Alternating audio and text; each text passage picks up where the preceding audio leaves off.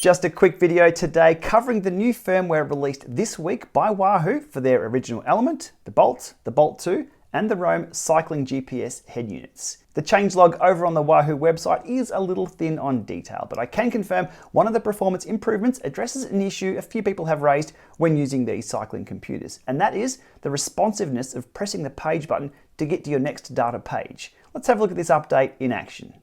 Okay, so my first ride today was with the non-updated original Element, and pressing page here, you can see it's a little bit laggy. Sometimes you'll double press because you don't think you've hit the button correctly.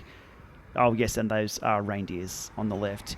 Later on in the day, I was out of the gravel bike with the newer firmware installed on the original Element, and it's night and day. You can see there the responsiveness is a lot faster when I correctly press the button, that is.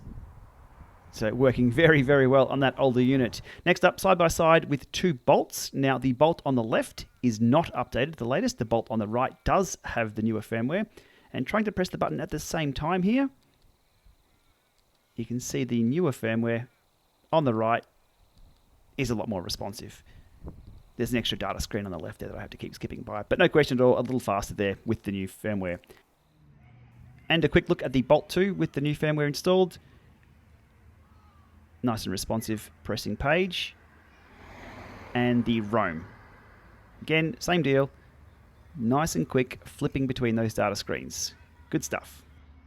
So a small but important improvement, even all the way back to the 5.5-year-old original Element unit from Wahoo. That's pretty impressive. They're still squeezing some performance improvements out of that older unit. So the version is 13917. To do your updates, make sure these units are connected to your Wi-Fi. That should then pull down the update automatically. If not, you can go through the menus and check for update manually. So there it is, today's quick video on the new firmware from Wahoo. Thanks for watching.